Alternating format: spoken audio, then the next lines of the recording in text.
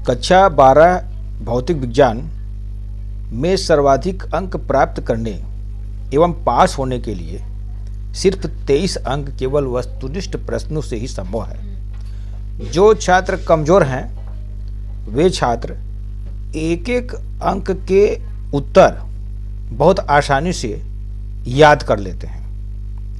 आज हम यह श्रृंखला का 5वां चरण चल रहे हैं, जिसे आप लोग बार बार सुने, याद हो जाएगा और देखें। अब हम डेस्कटॉप पर चलते हैं। आज का अध्याय 10 है, तरंग प्रकाश की है। इसमें हम एक एक नंबर के वस्तुनिष्ठ प्रश्नों का अध्ययन करेंगे। अब ये पहला प्रश्न है,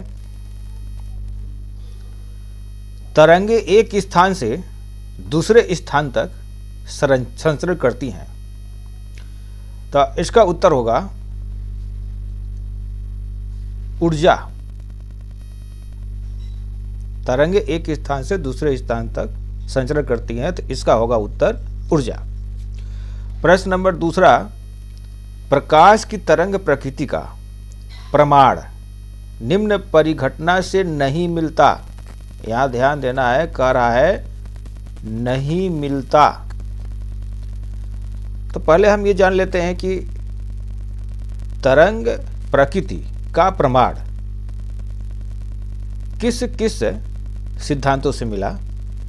तो व्यतिकरण के सिद्धांत से तरंग प्रकृति की पुष्टि होती है। व्यतिकरण में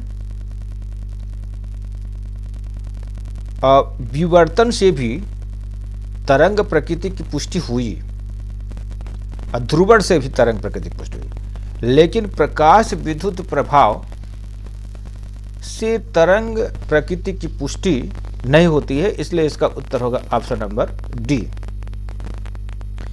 प्रश्न नंबर 3, प्रकाश के व्यतिकरण में ऊर्जा, तो इसका उत्तर होगा ऑप्शन नंबर बी, पुनर्वितरित हो जाती है। यहां पे देखिए, जब दो तरंगे एक साथ किसी माध्यम में गमन करती हैं तो अध्यारोपण के फलस्वरूप प्रकाश के तीव्रता में परिवर्तन होता है, जैसे संपोषी व्यतिकरण और विनाशी व्यतिकरण। तो संपोषी व्यतिकरण में जो ऊर्जा होती है, विनाशी व्यतिकरण की ऊर्जा खिंच जाती है। इसलिए संपोषी व्यतिकरण चमकीला होता है और विनाशी व्यतिकरण काला होता है। तो इसलिए इसका उत्तर होगा प्रकाश के व्यतिकरण में ऊर्जा पुनर्वितरित हो जाती है। अगला प्रश्न है,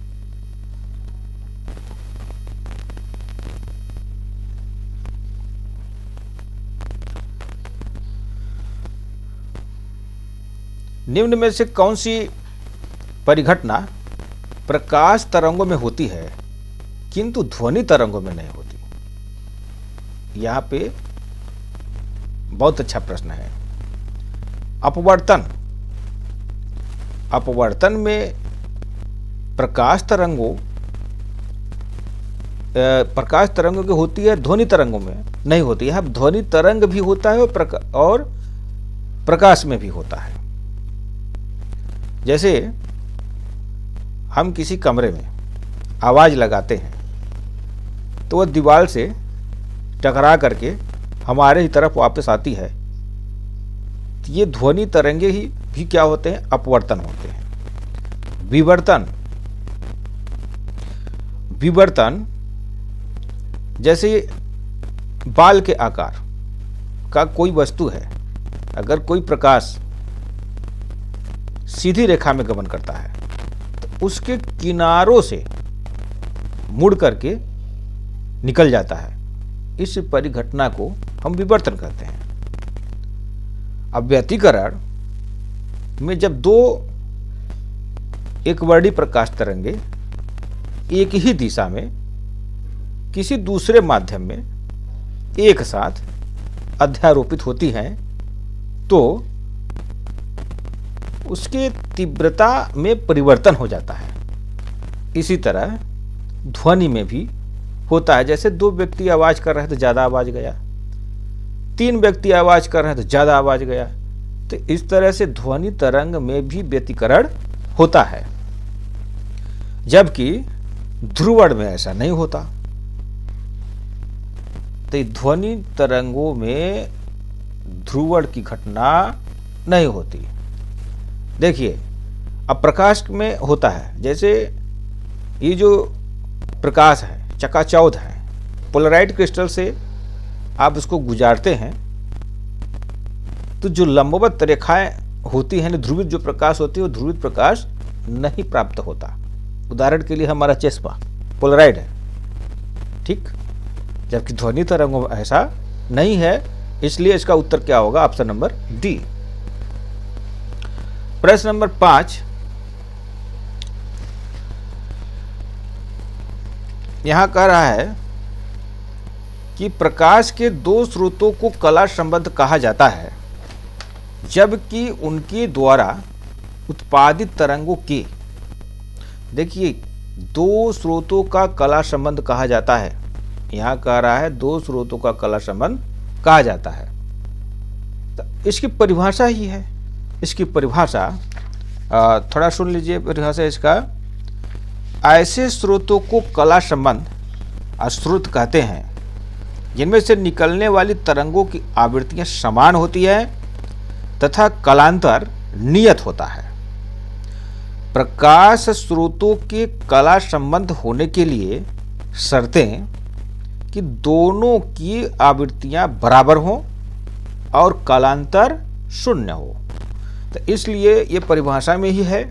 इसलिए इसका उत्तर क्या होगा? ऑप्शन नंबर सी, तरंग दैर्घ्य समान हो तथा कलांतर नियत हो।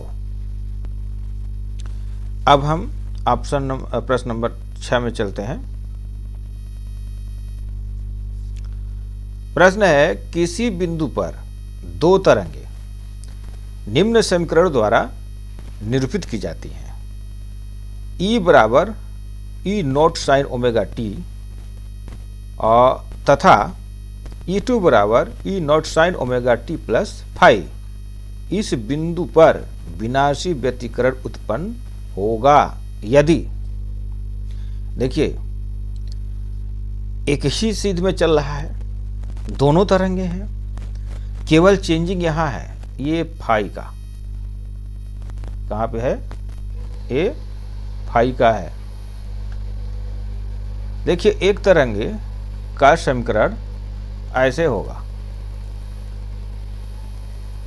ठीक, और दूसरा तरंग का भी इसमें E sine omega T plus five बोल रहा है, तो थोड़ा सा कुछ न कुछ आपको जोड़ना है, ठीक। तो फाई का मान 180 पाई लिखना पड़ेगा। जैसे कि विनाशी व्यतिकरण कब प्राप्त होगा? जब ये ऐसे चले, ठीक, उल्टा चले। जब उल्टा चलेगा तो यहाँ पे फाई का मान ऑप्शन नंबर सी होगा, सी बराबर पाई। अब हम चलते हैं प्रश्न नंबर 7 में। 7 में कह रहा है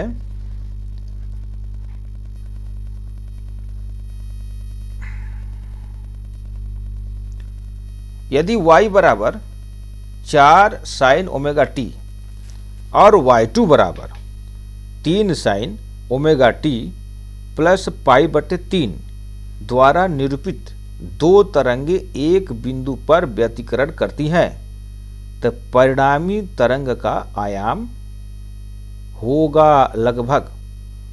तो यहाँ पे इसको थोड़ा सा हम हल कर देते हैं। पहले इसका सूत्र लिख लेते हैं। परिणामी तरंग का जो सूत्र होता है यह होता है, यहीं पे लिख देते हैं, r बराबर अंडर रूट ए स्क्वायर अब प्लस बी स्क्वायर अब प्लस 2ab cos फाई। यहाँ पे फाई का मान देखिए, ए का मान पहला आयाम 4 है, दूसरा आयाम 3 है। तो यहाँ पे 4 चौक 16 और बी का मान क्या है, आयाम में 3 है, तो 3 त्रिका 9, यहाँ आयाम बी का मान दिया है। तो 3 का स्क्वायर 3 त्रिका 9, 2ab 2 चौका 8, 8 त्रिक 24, तो ये हो गया आपका 24। और ये कास फाई, फाई का मान कितना है, पाई बाई 3, तो कास पाई बाई 3 का मान होता है 1/2। इसको हम हल करेंगे तो 12 दूना 24। अब इसको हल करेंगे 16 9 25 और 12, तो इसका हल होता है, तो टोटल मिला करके जब हल करते हैं तो वर्गमूल निकालते हैं तो 5.9 आता है। तो 5.9 जब 9 उत्तर आ रहा है तो 1 पॉइंट बढ़ा देंगे तो आएगा 6, तो इसलिए इसका उत्तर होगा, परिणाम उत्तर 6 होगा। अगला प्रश्न है, प्रकाश किरण के एक माध्यम से दूसरे माध्यम में जाने पर निम्नलिखित में से किसमें परिवर्तन नहीं होता है। अब ये पीछे पाठ से भी आ गया है, तो क्या परिवर्तन नहीं होता, तो इसका उत्तर होगा आवृत्ति, फ्रीक्वेंसी। फ्रीक्वेंसी परिवर्तन नहीं होता, तो इसके उत्तर क्या होगा, आवृत्ति। बाकी तरंग दैर्घ्य भी परिवर्तन होता है, वेग भी परिवर्तन होता है और आयाम भी। अगला प्रश्न है कि व्यतिकरण होता है, देखिए, केवल अनुदैर्घ्य तरंगों में, केवल अनुप्रस्थ तरंगों में, 80 ऑप्शन है अनुदैर्घ्य और अनुप्रस्थ दोनों तरंगों में। तो इसका उत्तर होगा ऑप्शन नंबर डी। यहाँ पे थोड़ा सा गौर करते हैं, देखिए अभी हम ऊपर प्रश्न में पढ़े थे कि प्रकाश और ध्वनि, तो ध्वनि कक्षा 11 में पढ़े थे कि ध्वनि जो होती है अनुदैर्घ्य होती है, अब प्रकाश क्या होता है, अनुप्रस्थ होता है।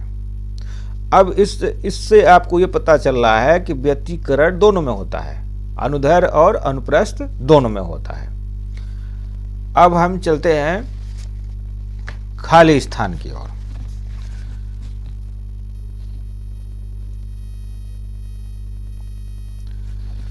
यहां कह रहा है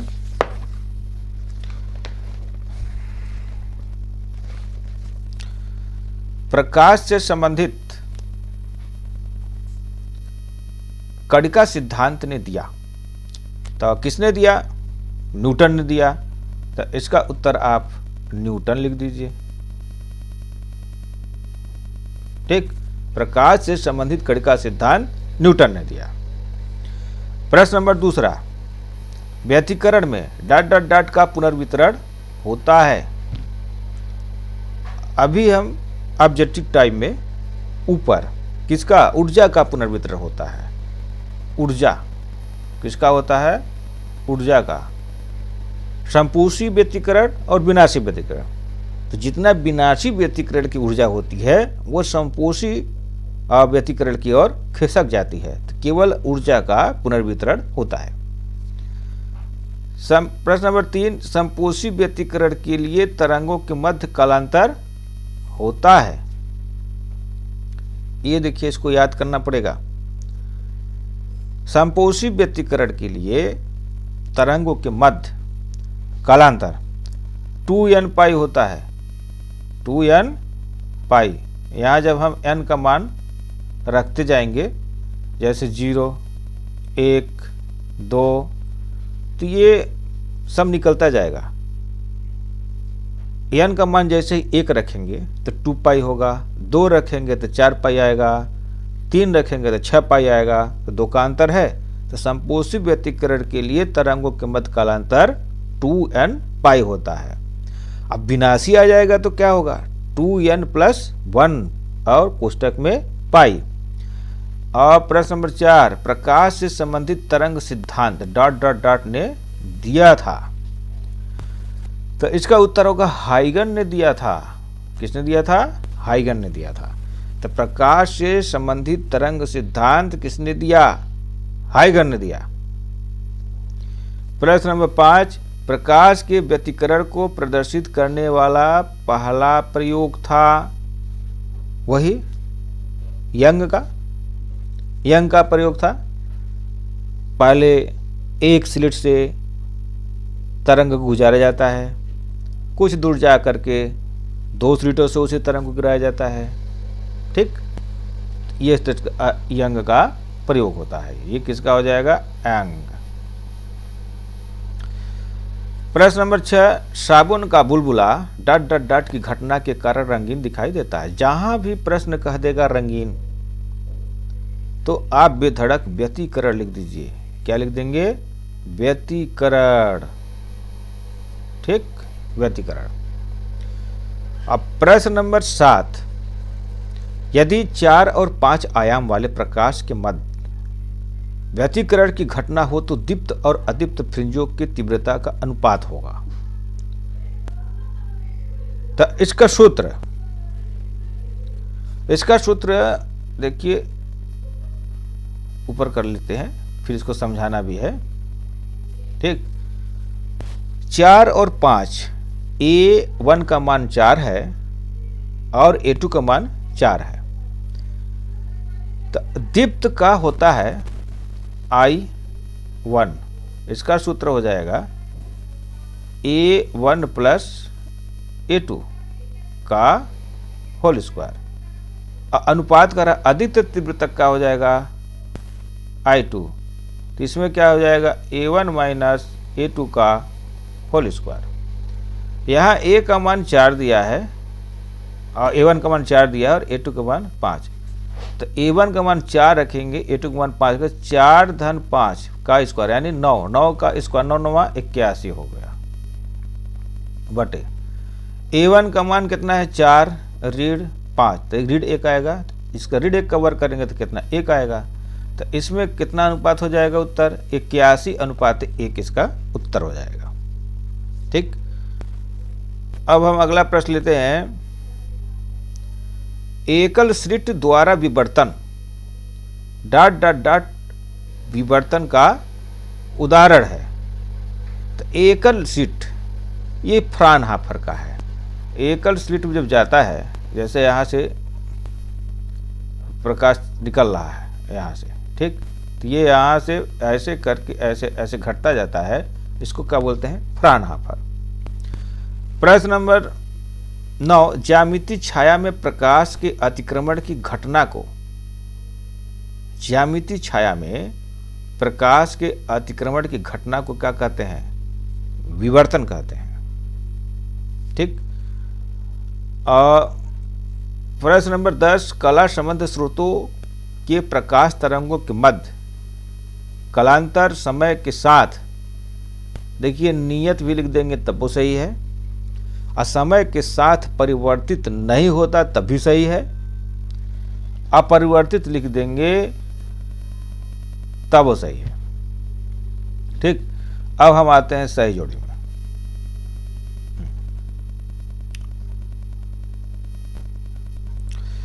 द्विस्लिट का प्रयोग, तो ये सबको पता है, यंग का प्रयोग है। इसमें थॉमस यंग दिया है। ठीक, रिज कोर द्वारा विवर्तन, तो इसका रिज कोर एक वर्डी प्रकाश फ्रेनेल विवर्तन हो जाएगा। उच्चिष्ट एवं निम्निष्ट ये विवर्तन है। ठीक, अब अगला प्रश्न चलते हैं हम, ये भी सही जोड़ी है। तो यहाँ पे पहला प्रश्न है, प्रकाश का कणिका सिद्धांत, ये भी ये खाली स्थान में आया था, तो इसका उत्तर होगा न्यूटन। तो ये ऑप्शन नंबर क्या हो जाएगा? सी। प्रकाश का विद्युत चुंबकीय तरंग सिद्धांत, तो किसने दिया था? ये पीछे पार्ट से है, तो मैक्सवेल ने दिया था। ठीक, ज्यामितीय छाया में प्रकाश का अतिक्रमण, तो ज्यामितीय छाया में प्रकाश का अतिक्रमण अभी ऊपर पढ़े थे हम लोग, याद होगा। तो ये ज्यामितीय छाया में प्रकाश का अतिक्रमण विवर्तन है, तो ये होगा आपका डी नंबर। ऊर्जा का पुनर्वितरण अभी भी खाली स्थान में हम पढ़े थे ऊपर। तो ऊर्जा का पुनर्वितरण किस में होता है? व्यतिकरण में होता है, इसलिए ऑप्शन नंबर बी हो गया। द्वितीयक तरंगिकाओं का सिद्धांत ये हाइगन ने दिया था, तो ये इसका उत्तर हो गया हाइगन। ठीक, अब हम चलते हैं एक वाक्य में उत्तर देने के लिए। ठीक, पहला प्रश्न है कि एक तरंगाग्र के दो बिंदुओं में कितना कालांतर होता है? नियत होता है यानी शून्य होता है। ठीक, तरंगाग्र के लंबवत रेखा किसकी दिशा को व्यक्त करती है? देखिए थोड़ा सा इसका हम चित्र बना देते हैं। ये ऐसे करके होता है, ऐसे करके होता है, ऐसे करके होता है। ये एक्स दिशा है, ये वाई दिशा है, ये जेड दिशा है। तरंगाग्र ऐसे करके चलता है। ठीक, तो एक्स दिशा तरंगाग्र के लंबवत रेखा किसकी दिशा को व्यक्त करता है? तरंग संचरण की दिशा। क्या होगा? तरंग संचरण की दिशा, इसका उत्तर होगा। प्रश्न नंबर 3 में चलिए। पतली फिल्म द्रवों की सतह में रंग का कारण, जहां भी रंग आए आप व्यतिकरण, सीधे व्यतिकरण लिखिए। इसका उत्तर क्या होगा? व्यतिकरण। रंग आए तो इसका उत्तर क्या होगा? व्यतिकरण। ठीक, यदि प्रकाश की कला संबंध तरंगे विनाशी व्यतिकरण उत्पन्न करती हैं तो उनके मध्य कालांतर, अभी तुरंत ऊपर में हम बताए थे, समपोषी के लिए होता है 2n पाई। तो विनाशी के लिए क्या बताए थे? 2n-1 पाई। तो इसका उत्तर कितना होगा? 2n-1 पाई, ये उत्तर हो गया। प्रश्न नंबर 5 में चलिए। प्रकाश के व्यतिकरण के लिए किस प्रकार के स्रोतों की आवश्यकता होती है? इसकी हम पूरी डिटेल बताते हैं। इसमें कुछ भी उत्तर आप लिख सकते हैं, 4-5 हैं। तो देखिए, दोनों तरंगों के आयाम लगभग समान होना चाहिए, आप ये भी लिख सकते हैं। दोनों तरंगों को एक ही दिशा में गमन करना चाहिए, ये भी लिख सकते हैं। ठीक, दोनों स्रोत एक दूसरे के निकट होना चाहिए, ये भी लिख सकते हैं। दोनों प्रकाश स्रोत अत्यंत संकीर्ण हो, यानी एक वर्णी प्रकाश हो। तरंगों का कालांतर नियत हो, ये भी सही है। प्रकाश स्रोत एक वर्णी होना चाहिए, ये भी है सही है। यदि प्रकाश तरंगे ध्रुवित हो तो उनके ध्रुव तल समान होना चाहिए। इसमें से कोई भी आप एक उत्तर लिख सकते हैं, एक वाक्य में बोल रहा है। प्रश्न नंबर जो 6 है कि विवर्तन प्रतिरूप प्राप्त करने के लिए स्लिट का द्वारक कितना होना चाहिए?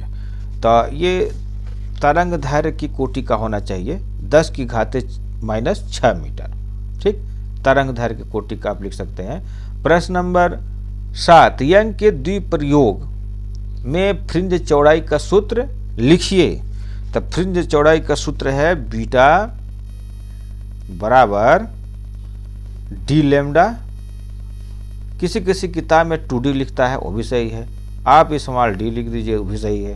ठीक, 2D लिखेगा तभी आपको डाउट नहीं होना चाहिए, वही है। ठीक है ना, ये डी। अब हम चलते हैं सत्य और असत्य में।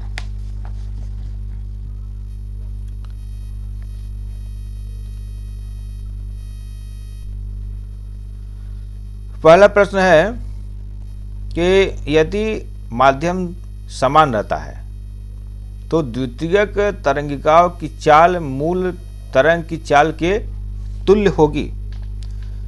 यहाँ पे देखिए कह रहा है कि माध्यम समान है तो द्वितीयक तरंगिकाओं की चाल मूल तरंगों के चाल के तुल्य होगी।